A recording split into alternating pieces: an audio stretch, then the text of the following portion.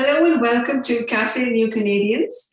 This is our ongoing series where we speak to immigrant professionals and explore their journey to success. Today we are speaking to women in finance. You're watching us on Café New Canadians. This is a virtual event series focused on the newcomer community. We bring you new discussions every week. Lots of conversations with experts, successful immigrants, covering issues like employment, education, small businesses, settlement, and so much more. Now, Café New Canadians, a small introduction, is brought to you by New Canadians, a division of New Horizons Media. You can follow us across social media, across platforms. You can catch us on YouTube and watch us on national television on Omni. Our endeavor is to bring you new, fresh perspectives by listening to our expert panels every week so that you can identify actionable advice to find success in Canada as a newcomer. And I'm your host for this evening. My name is Vasudha Sharma, and now I'm so pleased to welcome and introduce my guests today. Please welcome Hoda Ahmadi, Regional Sales Director, National Bank of Canada. We have Sandra Bello, Corporate Lending Analyst at Central One Credit Union. We have Tomi Amu, Manager at Ernst & Young, and Neelam Advani, Assistant Branch Manager at RBC. Women in finance, women in the financial services industry, and they're going to share their tips, their advice, their lessons of making it in this space from their immigrant journey to really finding success in the industry. Hoda, Sandra, Tomi, and Neelam, thank you so much for joining me today. Before I get started, let me quickly remind our viewers that you can type in your questions and share them with us, and I will pose them to our panel of guests today. Type in through the Zoom tab, or if you're watching us live on YouTube, use their chat box option to type in your questions. All right, my esteemed panel today, thank you so much. I want to go to Neelam first. Neelam, I know you bring a lot of international experience. You worked in Hong Kong, also international education, and today you're working at Canada's #1 bank. Tell us, did you follow a specific strategy? How did you map out your journey of, as you landed here, of really entering into the industry? How long did it take you? And was there a specific formula that you followed? So Vasudha, thank you so much. I'm very happy to be here. And I think I should say special thank you for putting me in the spot right away. So I want to just start a brief background of who I am. So I'm originally from Mumbai, and I lived and worked in Hong Kong for 15 years. So for me, home is Hong Kong. My previous professional background was all in garment manufacturing. I was actually a business development manager for a very large garment manufacturing firm. When I moved to Canada, I actually assumed that I would get right into garment industry. But lo and behold, in spite of all my research, I found that there was not much manufacturing happening here. So did I plan my journey into finance? Well, actually not. I struggled for 14 months. It was challenging to first find out where else could I work if not manufacturing, because the manufacturing jobs that I kept getting offered at were all either in China or Hong Kong or South America. So I did get a lot of success using LinkedIn, but hey, the job offers were, will you go work in these other countries? So I had to quickly leverage what's known as transferable skills. And that's when I got my first opportunity to start off in the finance industry. So it was pretty much because of advice of my counselors around me, a support system that showed me where else could I apply my skills. I started in 2014, almost a year after I came to Canada, as a client advisor part-time. And it's 2020 now, and I am now currently the assistant branch manager at RBC Meeting Place. So in a nutshell, long journey, but a lot of stories there, but I am here. And am I successful? I don't know, we'll find out. That's excellent. So did you go back to school? Because you essentially changed careers, you changed your profession. How did you make yourself employable in such a niche regulated industry like finance? So that's such a great question. And I just want to put one very well-kept secret about finance. A lot of people think finance is about money. It's about money management. It's about numbers, figures. Everybody has to be smart. Well, I'm going to share the best kept secret. Finance, in my opinion, is all about people. If you have communication skills, if you are able to connect with people, if you're a relationship builder, if you are someone who can elicit trust in your interactions with your clients, then finance is for you. So what really helped me set me up on the path of success was the fact that I had transferable skills from my previous role of being a customer service person. I literally leveraged all of that, my great communication skills, the fact that I spoke multiple languages, the fact that I loved meeting strangers. For me, it's a comfort zone, and also an underlying value which I've never really thought as special. But what really helped me was the fact that I like helping people. And it was these soft skills or transferable skills that really helped me kind of transfer very easily into a customer service role at RBC. The other things that did help me was to add on all the information that I would need to be able to advise my clients successfully in their financial goals. So yes, I have added on a lot of education since I joined. I have several certifications that make me a qualified mutual funds representative, as well as I've added on other certifications that make me an expert in the field that I am in. So yes, it was a mix of my skills as well as education. You make an excellent point about transferable skills, and I think I will come back to that.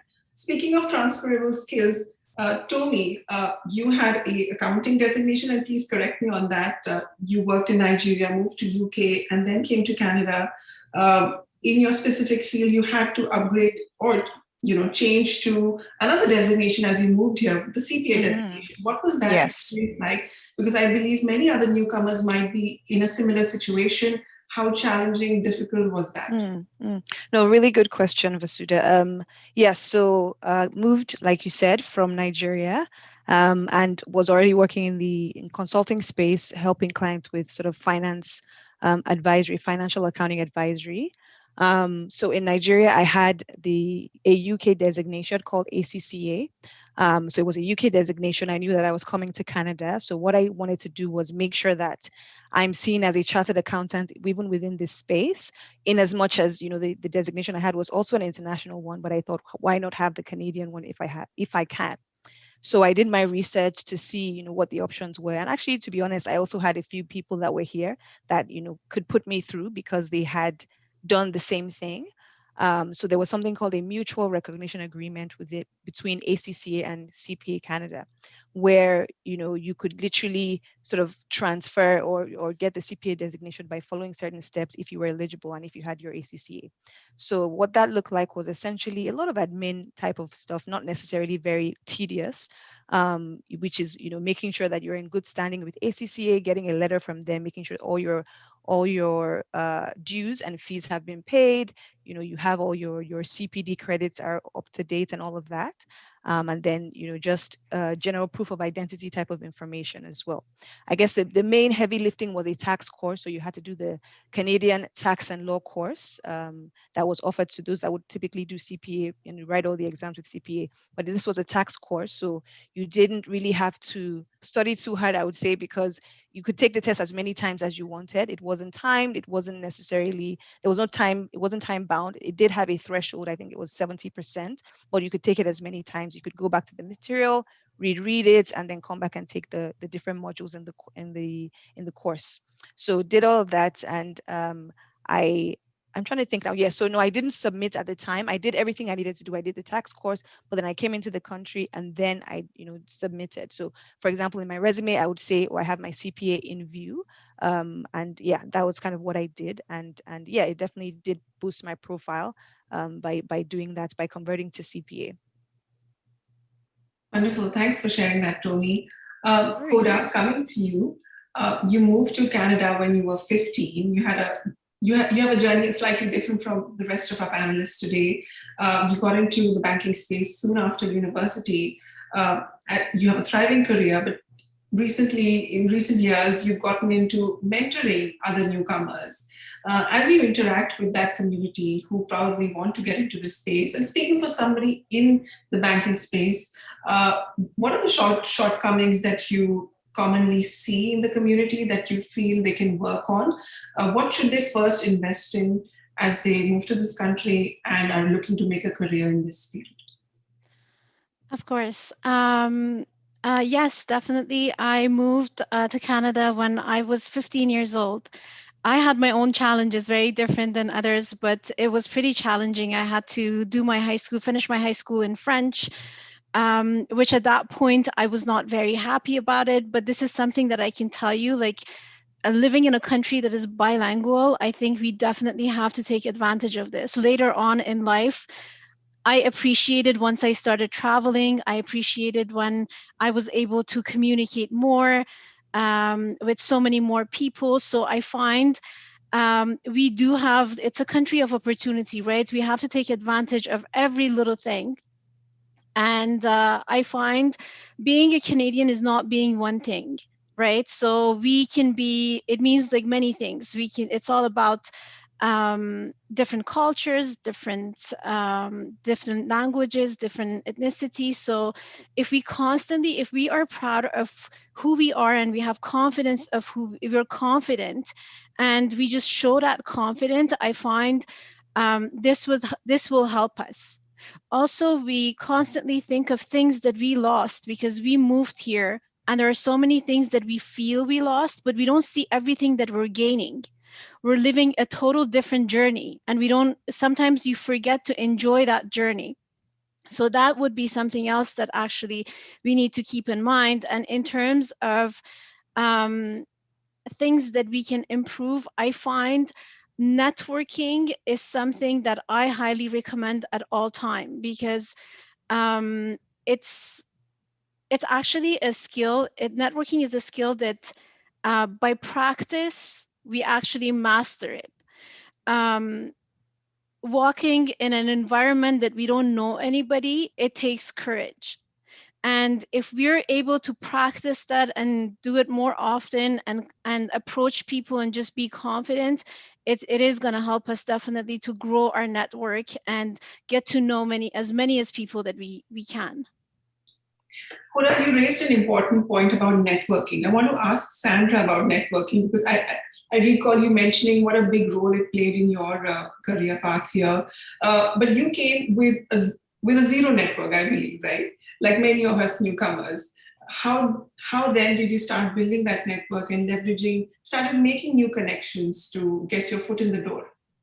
Yeah, thanks, Vasudha. So for me, moving here, I quickly realized that my network is actually my net worth. So in trying to build that, I leveraged on connections with relevant associations. And then volunteering was one thing too that really helped me in building my network. So when I landed here in Canada in 2019, I joined the Black Female Accountants Network. And it's a grassroots initiative that really focuses on empowering professional Black females in the workplace and in the community. And joining that network really helped me to build my network in itself. And then I also took the opportunity of reaching out to professionals like myself in similar field to build my network as well, but being very deliberate about it and being very strategic about, building my network. So those were the two areas that really helped me in growing my network to what it is today. Have these support networks, networking platforms, say LinkedIn, and this question is for everybody. What role did these platforms play in your personal journeys? It could be LinkedIn or a community-based support group. Okay, I'm happy to take that. And I mentioned this to Vasudha as well in a separate conversation, that LinkedIn has played such a big role in my sort of integration into the workspace in Canada, and just, in even landing the job that I have now, which is the job I got when I came into the country. So yeah, LinkedIn, I think, is a very powerful tool. I can definitely speak for LinkedIn. And I think a few things that I was able to do that I think really helped me was, first of all, ensuring that my LinkedIn profile was the strongest representation of myself and my resume. I find that, sometimes people just put, very, scanty information. It's not very reflective of all the things that you've achieved. And maybe they have the sense that, okay, when I apply for the job on my resume, they can then see all the things that I've achieved. But sometimes, a lot of recruiters would actually go to LinkedIn first and do some kind of selection from that process. And I don't think a lot of people were aware of this. So making sure that it was a strong reflection of my profile, my achievements, my experiences, I made sure to do that. Another thing I did that I thought was very helpful was, for every role that I really wanted that I applied to, I would find at least 2 people in the organization to email. It could be somebody in HR, it could be somehow figuring out who the hiring manager might be and reaching out to them. And I would say that for most of the callbacks that I got, I would say 90% of them had responded to me on LinkedIn first. And you would be surprised, people do actually respond, and they're very responsive. I find that when you ask very direct questions, people are responsive, like, oh, hi, I found this role on your website. I think it's a strong fit and it's in alignment with my interest and my experience. I would like a referral, or I'd like a 15-minute conversation to learn more about the organization and the role. And then I would attach my resume, and a lot of 70% of the time I would get people reach out. And then even in the roles that I got, called back for, 90% of the time, I actually already got feedback from LinkedIn. So LinkedIn, I would say, is very powerful. And okay, back to the actual role I'm talking about that I have now, this manager role at EY. I noticed that somebody from Nigeria had moved to this space, had moved to Canada, and was in the consulting industry as well. And then I thought to reach out to this person. And then he's like, oh, wow, I think, EY is actually recruiting. Send me your resume. And he's like, oh, your resume is really good. I'm just going to forward it to the HR person. I had interviews with them, but I had turned down the role for another role, but I have a good relationship with the HR person. And, the rest is history. He sent the email in the morning. By afternoon, the HR person had reached out to me literally the same day. And the process was very much fast tracked. And I strongly believe that when people are able to put a face or a voice to your resume, it's 50% of the battle. And I think platforms like LinkedIn help you achieve this. So yeah. Excellent story. And recently, I think LinkedIn introduced a new feature where you can upload a cover story right on your profile picture, sort of like a 30-second elevator pitch. Just speak to the world and lay it out in terms of who you are and what you can offer to prospective employers. Excellent. So, Neelam, you spoke about transferable skills. The no Canadian experience question comes to many newcomer job seekers. When you were questioned about your past experience, work experience, how did you kind of package it in a way that was relevant to the hiring manager or whoever was interviewing you? How did you identify the parts, or what did you highlight from your past experience that other newcomers can learn from? So Vasudha, this is such a great question, especially keeping newcomers in mind, because, and I just want to share my own learnings. So when I first came here, pretty much what is true about most of us professionals, we want a resume to do the talking, just as Tommy mentioned, right? You just think you're putting your resume and people are going to read it and hey, they are going to be bowled over. But when I started to look into different fields, I had to really filter through my past experience of 13 years of being a leader, where I had done so many roles. I was actually a HR influencer. I was a hiring person. I was a liaison between cross-functional communication. So actually, I took the help of a community organization. And this is actually something that a lot of us newcomers are not aware of. In fact, myself, when I first came into the country, even though I got my basic resources from CIC, that you could go to certain organizations for your resume building, so on and so forth. The funny thing that I found was that many of them here did not even know what my role meant here in Canada. So I had to really go about figuring out what would be the most relatable term of my position here in Canada. Starting from that challenge, the other was filtering out, if I'm appearing in another industry, what do I do? So I was very fortunate, and again, speaking to networking, I was volunteering pretty much at a local community organization. And that's where I met a high school counselor. Just because I happened to, enroll my son into school, I went for one of the meetings, and there was this counselor who said, hey, I know an employment counselor who can help you look for a job. And that was literally my unlearning and learning of everything, because I unlearned the way I was approaching my job search. I unlearned the way I was presenting myself. And I learned how to trim down my resume to what my core skill set was. I think that was a big learning moment and a turning point for me, because that's when I started picking out, filtering everything to do with customer service and just putting that on my resume. My core competencies changed to everything that was on the job must-haves. And that kind of helped me a lot to understand how would I present myself if I was going for a customer service role. Nobody needed to know that I was a quality compliance specialist or that I was a leader. I was handling a team of so many people. I just had to present to them what is it that they needed. So I would really emphasize, if you don't know how this is done, please do reach out. There are a lot of wonderful resources there. They're absolutely free of cost, actually. And these are experts. They know the Canadian market. They will teach you even how to have your value proposition. Guess what? I did not even know what a value proposition meant. So that's what helped me. And for me, the story was, I actually had a counselor hold my hand through to build my resume, customize it to this job position at RBC, which was a 25 hours part-time position.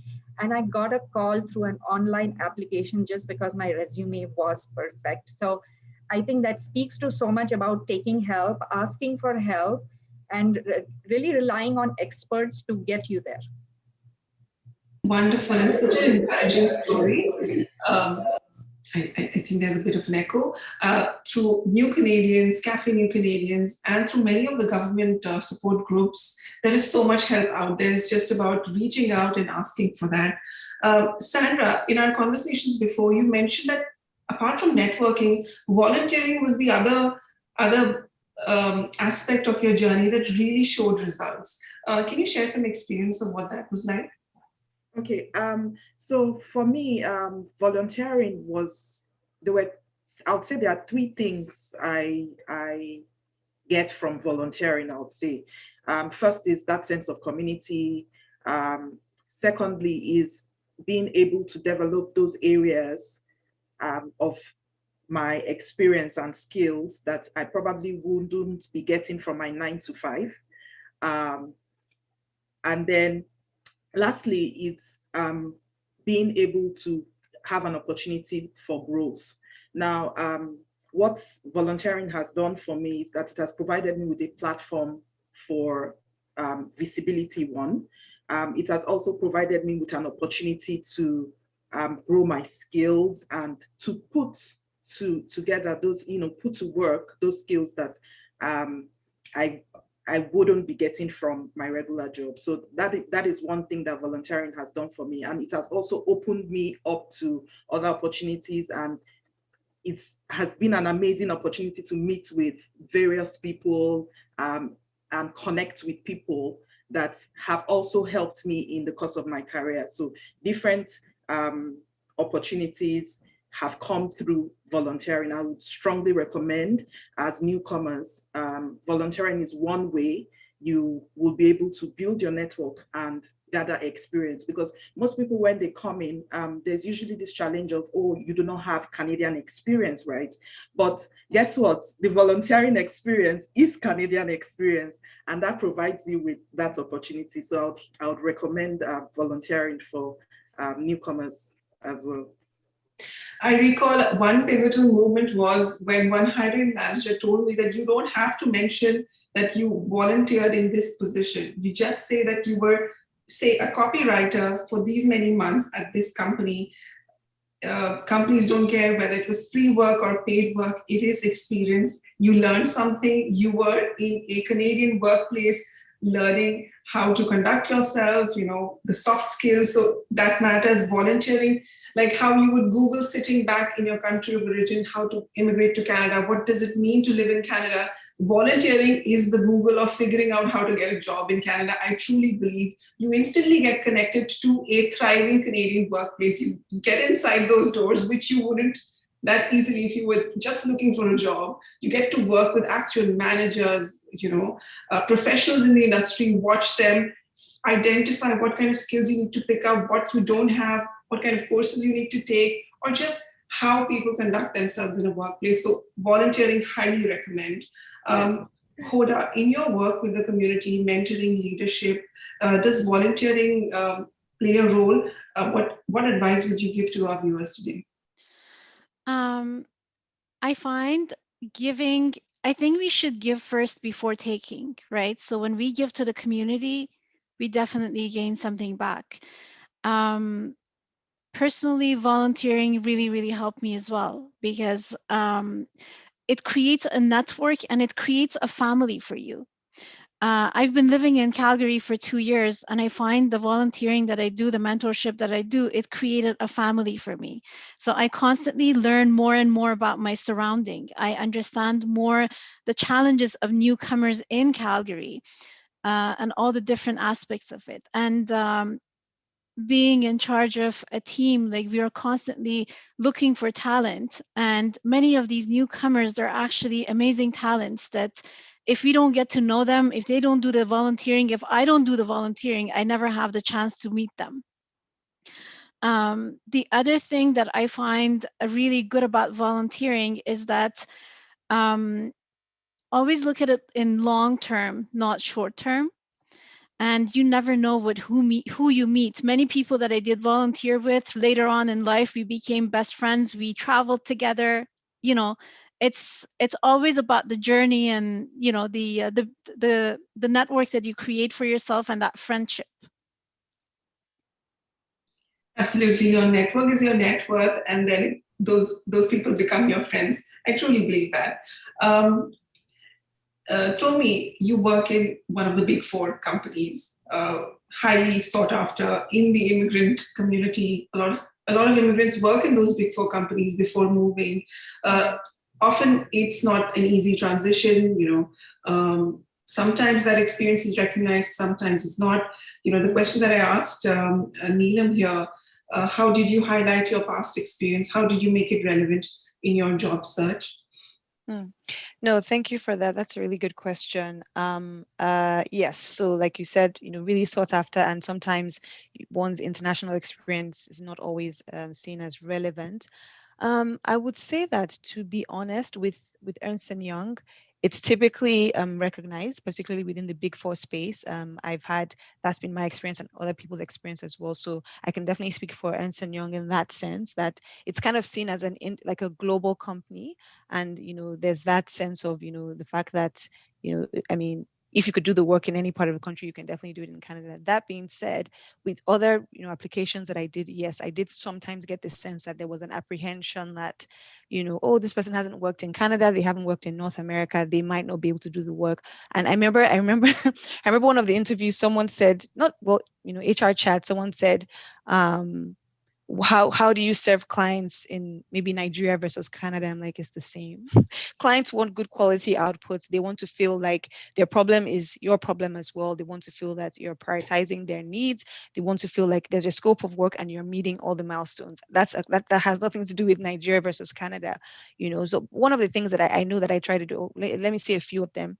One of them, first of all, was getting CPA, right? Because that's a body that's recognized in Canada. So that was important. Some people are able to even do it before they come into the country, and I think that's fantastic. I was midway, and it was definitely on my CV, it was on my LinkedIn as well, saying I'm in the process of finalizing that. So that is something I would say. So any kind of courses you can do, any kind of certifications that are recognized in Canada is always a plus.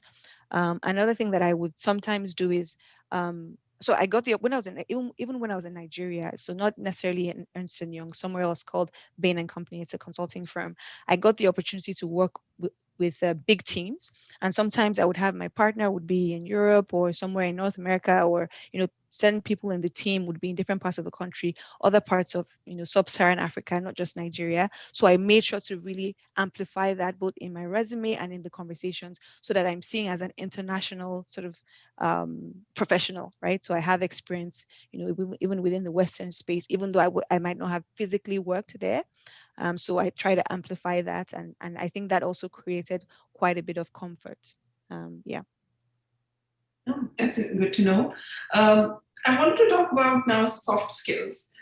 Sandra, once you entered the workplace, found the job that you wanted to get in, culturally, workplaces in Canada are different from, say, workplaces in other cultures, more formal, privacy, everybody's privacy is respected. Somebody takes leave, you don't ask them why were you on leave, or if you were sick, what happened to you? It's very respectful. What kind of cultural shifts did you experience? How did you kind of train yourself? What did you first identify and experience? And then what kind of mental pivots did you attempt? Okay, yeah, thanks, Vasudha. That's a very good question. For me, it was first understanding that, you had to raise your hand up and ask. Because I was coming from a background where your work spoke for you. But here, it's different. So in that sense, you have to be able to communicate your value. So that was that shift for me, because initially I felt like I was bragging, but I had to quickly move from that to understand that I was communicating my value, what I am able to bring to the table. So that was one learning point for me. And that was, a starting point where I was able to make that shift. And then it was also not only being able to effectively communicate my value, but it was understanding that I had to also, my career was in my hands. So if I wanted a promotion, I would ask for what the requirements were to be able to be considered for that promotion, and then work towards it. Unlike where in Nigeria, where I spent most of my working career, you had a process. So you move from one stage and then you get promoted to the other. But here in North America, in Canada, I found that it wasn't same. So it was a discussion you had to have with your line manager, for example, and then both of you worked towards it. But really, it was your call to make because your career was in your hands. So those were the areas that I quickly learned after landing my role. And then it was also very important for me to quickly learn how to do small talk. Most of the time as newcomers, when we come in, is usually, that is usually a challenge, but safe places to start with, the weather. It doesn't go old. You could always start with the weather, talk about the weather, and then I found out that the important thing was building connections. So that was the reason for the small talk. So small talk, very important, because it is from there you build that connection, you have that conversation with that individual, and you leave it in a memorable way. The person remembers that, oh, this person is able to bring this value. And when that opportunity comes, they remember you because you've had that connection. So those were the areas that, I quickly had to learn moving to Canada. I could relate to all of the points that you just mentioned. Neelam, we both come from the same country, and very similar to the experience Sandra shared. You just put your head down and you're working hard, and then you get noticed by your manager, your superior, and then you get promoted. You don't really ask for a job, you kind of just get noticed. It's a completely different situation here. What did you experience, and how did you, then bring up the courage to raise your hand and ask for the opportunity? So I was just nodding my head when Sandra was talking, because it just brought back so many memories of my own transformation. And Vasudha, yes, I am from India, and I'll tell you, there is another layer that's added on to my professional baggage, I like to call it, which is working in Hong Kong. So it's pretty much similar to working in India. It's all about work, work, work. Work is worship. Your managers are your gods. So it's a very hierarchical setup. In fact, in Hong Kong, I had an Indian boss, but we used to refer to him by a Chinese name of reverence. And that's the culture I come from. And when I moved here, I'll tell you the first thing, when I first started working at RBC as a client advisor, I used to literally be shaken because my branch manager used to come and speak to me in a warm, friendly way. And I used to be, the only time you speak to your manager is if there's some work or you're in trouble. Those are the only two things. So culturally, it took me a while to really get used to the niceness of a workplace. So that's something I would say, encourage everyone who's not experienced a Canadian workplace culture. It's very open, it's very egalitarian, it's very respectful. So that was very funny. It sounds very funny, but that's true. I actually had to get used to this niceness. The other thing that I really was struggling with, very uncomfortable with, is small talk. And in Hong Kong, I used to just pick up the phone and say, hey, tell me, what's up? Because time is money. I don't have time to waste. And I remember the first time I spoke to my counselor and I just wanted to jump right into the conversation. And she said, hey, Neelam, how are you doing today? And the way she said it, it made me pause. And I had to really rewind, take a deep breath and say, hey, it is important for me to really ask how my counselor is doing, because it's respectful and it's something that would set a tone for the conversation. This is somebody who's been with me shoulder to shoulder through my journey. And how come I'm not pausing and asking her, how are you? And this is what I learned, that even if we are professional, we do bring in our authentic, warm self to work. So that was a big learning for me. I think as I moved on, there were so many such experiences. It's not just about small talk, it's about the cultural diversity. A lot of people don't understand the depth of this diversity. And I will explain one example I had about serving this client who would not make eye contact with me. And she belonged to a country in Africa and she wouldn't make eye contact with me. And I used to feel a little bit awkward. And I one time just came out and asked her, so, hey, how come you never make eye contact with me? And why are your arms all crossed? And she explained and she said, oh, Neelam, I'm showing you respect. And that's when it occurred to me that, you see, we all come from different countries. We relate to everyone in a different way. And if we're not open to ask a question and take the first step to connecting, there can be so much miscommunication. So that's another thing that I learned, that when you're working in a diverse environment, when you have the privilege, and I say privilege, of meeting people from these all walks of life that enrich you, maybe we should just be a little bit open-minded and ask a question if it doesn't strike a chord. So these have been my amazing learnings, most of it coming through workplace, most of it coming through starting my whole journey as a client advisor. Beautiful story there, Neelam. I have a mental checklist of quick small talk phrases that I can, quickly use. Sometimes I just notice my physical environment. Say we're in an elevator, I'll just notice something. I'll say something about the shoes, just probably make fun of myself. Just notice your surroundings and the small talk will come easily. Wonderful. Hoda, coming to you, you've been the longest as an immigrant and also in the financial services industry. What kind of small soft skills really newcomers must work on developing? You may have been on the other side of hiring newcomers. What do you see in them? What is desirable? What do you think they should build on? So I think what they covered so far, definitely communication, open and effective communication. Active listening is part of the communication. We like to talk a lot, not to listen, but 80% of our conversation should be the active listening. And the positive impact and empathy that we have are one of the most important skills that maybe like the workplace is looking for. At the organization that I work for, like having a positive impact on people's life is the main goal. So basically, we want to build a long-term relationship and with all our stakeholders, let's say with clients, with employees, with partners. And when it comes to decision making, I believe that like the empowering of the staff can make the call to build the trust. So I think this is one of the most important.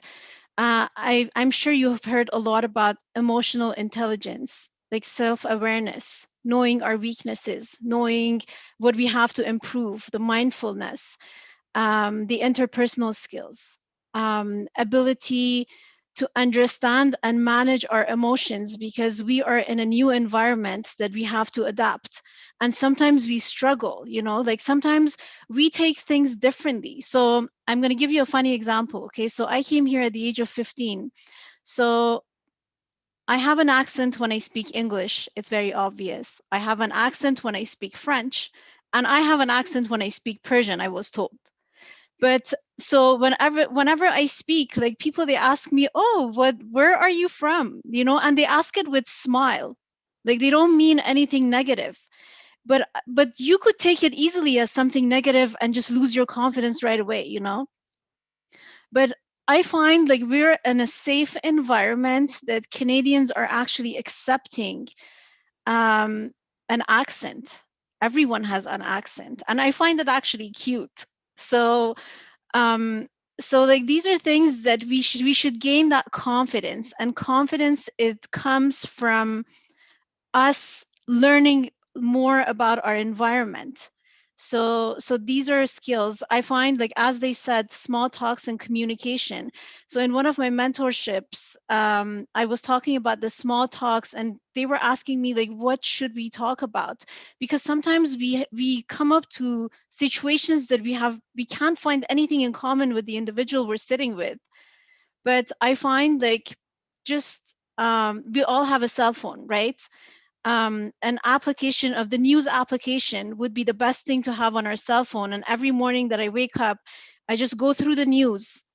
And whenever I run out of subject, I just talk about something in the news.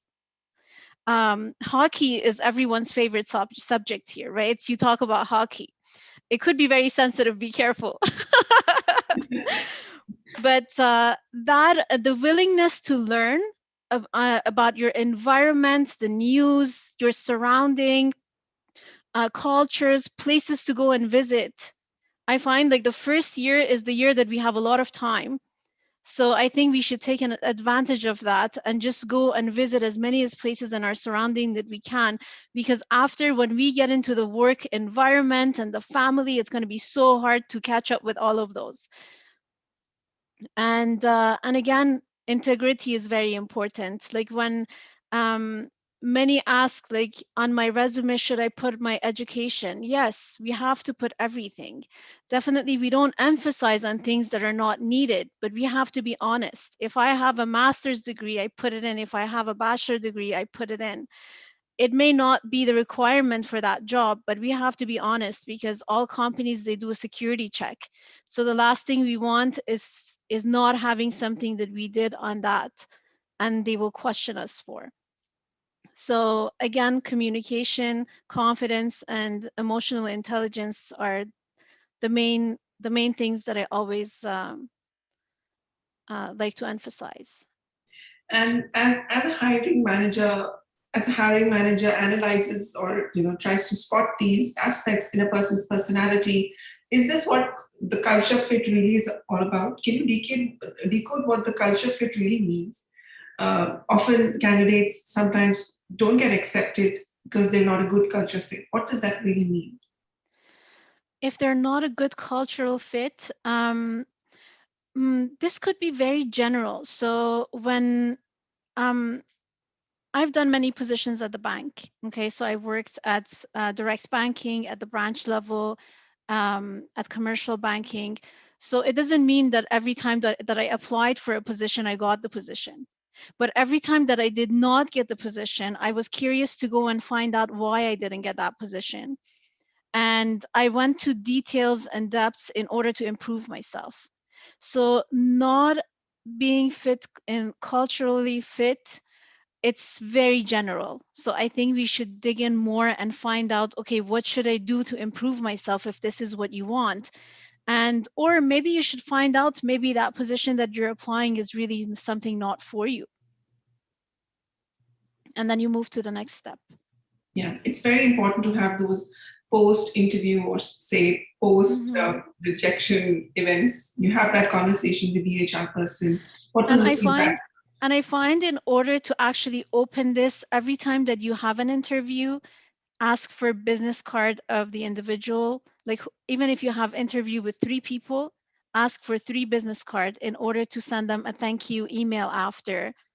And once they get back to you with positive or negative, if it's negative, you can reach out to every single one of them and tell them that, you know what, my passion is really leadership. and I want to make sure that I get that leadership position, what would you recommend me? And do you think if there is any possibility for mentorship? You know, like asking and communicating would be the best way. Okay, well said.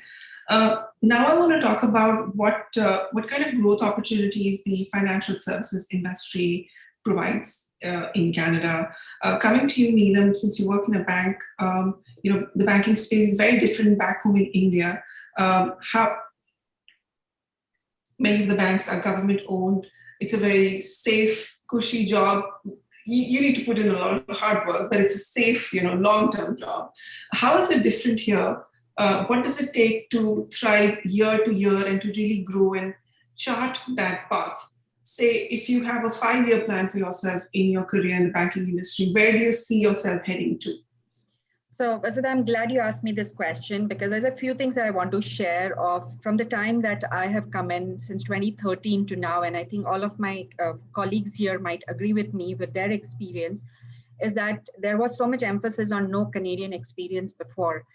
But these days in my finance field, especially, I'm finding if you're a banking professional back home, if you've got finance experience, it's just for us to hear about it. And you tell us in the right way, the way we are used to listening to, like telling us about your specific skill set suitable to the job role, networking, showing that you're right for the role, and you get hired in any position that you desire to be at. And I can give examples from my organization, specifically because where I work currently, we are supporting newcomers. So we have what is known as a newcomer meeting place.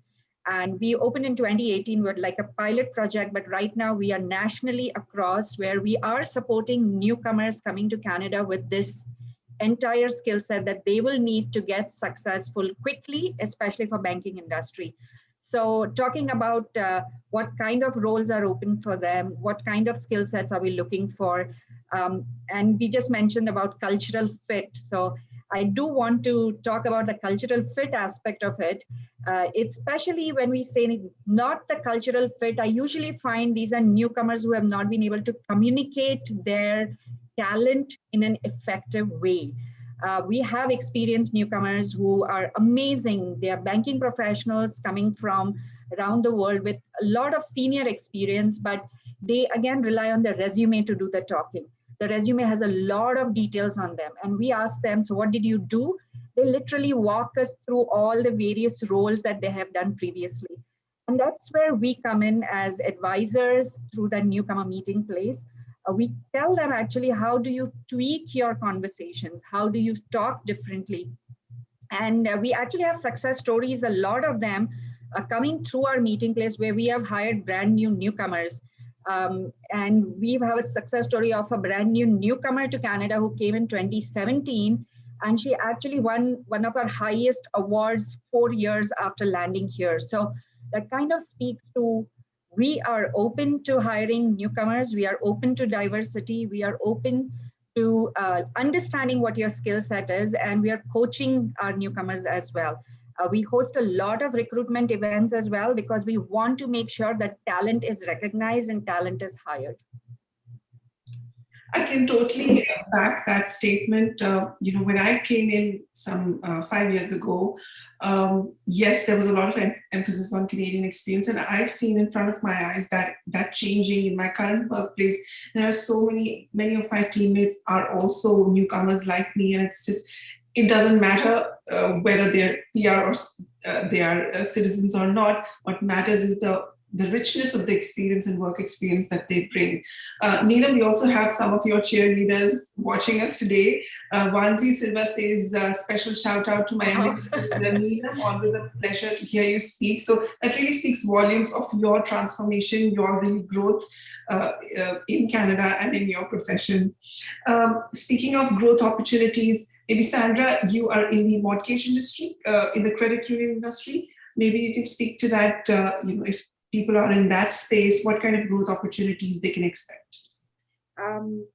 So in the credit union space, I would say I am actually new to the credit union space and new to that concept. I was in banking, I was in commercial banking in Nigeria before I moved here. It was when I moved here that, I made that shift I moved into the credit union space. And for me, I found that cooperative banking, as I would like to call it, is it's the same thing, providing support for clients and doing this in a cooperative manner. That's how I would like to define it. But there are a lot of growth opportunities. There are a lot of credit unions across Canada, and that would be also a space where a financial services professional or a professional in finance will be very comfortable to find opportunities and to grow. So I would say yes, there are very good opportunities there, and it's easy for you to transfer or to move into this space, because it's the same service you're providing. It's just the mandate that is different. Absolutely. I want to come back to a point that Hoda had made about your accents. When you come in with a lot of baggage, a lot of insecurity that you're going to sound different. How do you speak up in a workplace when you don't sound like those born here? Any of you, how did you overcome, and if you had that insecurity, how did you overcome that? For me, it was, just organically finding that I had a voice, and it didn't matter how I sounded or how I pronounced a certain word. That kind of gave me that confidence, that subtle validation. What worked in your case? Anybody who would like to share? So, Vasudha, I would like to share about my story. So, even though English has been kind of my mainstream language, all of us growing up in India, we speak English. I want to actually give you an anecdote of having an interaction with a client who actually told me, how come you speak English so well? And, again, to Hoda's point, it can be taken in any context, right? But I thought of it as an opportunity to say, well, Mr. Client, if you visit India, you will find a lot of us like us who speak English. But regarding the accent, actually, my accent has changed so much every country that I have been in. We spoke, when I was in Hong Kong, actually, because the Cantonese is the first language, if you use too many big words in your emails or even when you're speaking, it's not going to go down well with locals because you're not able to connect. There are very good English speakers in Hong Kong for sure, but it's just the language that we use. It's also, Vasudha, we speak the British English. I think so do our Nigerian friends as well. We speak the British English. So there are so many words, even the sense of humor, for example. We kind of have a stiff upper lip kind of sense of humor, a bit of sarcasm. When I first came to Canada, I had to change all that. I realized that in some contexts, sarcasm is not taken well, or that kind of, stiff upper lip humor is not taken well. I used to watch a lot of CBC News to learn Canadian vocabulary. And now it's just second nature to me. Like, for example, we say, I'm sorry. And then I heard someone say, oh, my bad. I'm like, okay, that's a new term I learned today. So we all evolve, and it's a fun way to learn, integrate, assimilate. Also, language changes depending on who's standing in front of us. That's a beautiful thing about being in Canada. So I would say the same as you said, it's your voice, be proud. So long as you're communicating clearly, you're speaking English, it really doesn't matter. A lot of us are in the stage of growing, evolving. So just own your language. And hey, if you speak any other language, that's an asset in Canada. So of course you have to be proud about that. Like you said earlier, it's such a privilege to be in this country and to be among people who represent the entire world in this one country. It's such a beautiful opportunity to experience it. So last few minutes left, and I'll just do a quick roundtable and get all your parting messages, starting with Tomi, your quick word of advice for our newcomer community today, trying to make it in finance. What should they focus on in their first few months in Canada? Okay, no, that's a big question, but a great question as well. I'd say what to focus on, I'd say take a step back. The first thing you want to do is take a step back and sort of do like an evaluation and say, what am I trying to achieve? What kind of roles am I going for? And then look at your profile, look at your experiences, look at what your resume says, and see if there's any gaps, right? So I mean, if you were the hiring person, would you hire yourself for that role? Do you think that you're equipped? And if there are any gaps, I would say work on sort of closing those gaps. If it's through certification courses, getting people to mentor you, if it's more of the softer skills. So identifying what the gaps are, I would say, is the first thing, and then making efforts to close them.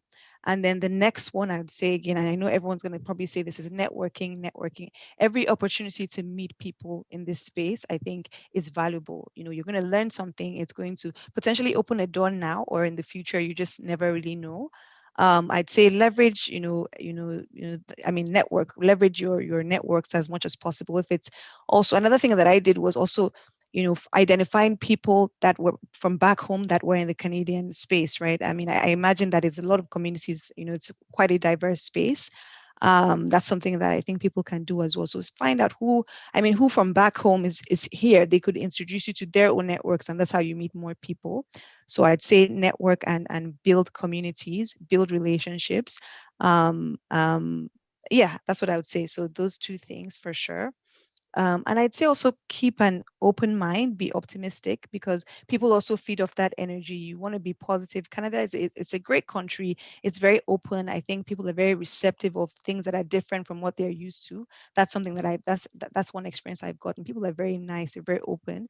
And sometimes we come with our own sort of baggage or our own apprehension, and then it kind of limits us, right? So just a mindset shift as well. So being super open-minded, putting yourself out there. Hoda talked about, volunteering as well. I mean, that's a huge way, to get that experience, meet people, learn the culture as well. So that's my my long-winded advice. But yes, I think those are some of the things that a new fresh comer into the community can do. And I think that fresh start also gives you a clean slate to write a new story, paint a new picture, a second opportunity, I guess, a second life, which maybe in our past lives we wouldn't be afforded. Sandra, what is your last word of advice to our audience?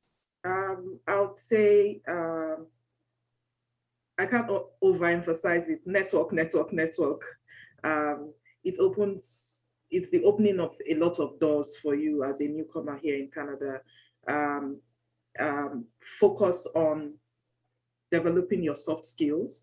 Most of us coming in as newcomers, our hard skills or the technical part of it is most of the time taken care of. So focus on the soft skills, find out what they are and work towards honing those skills that you already have. And then I would say be your authentic self and have an open mind as well. Those things would really help you to settle in quickly.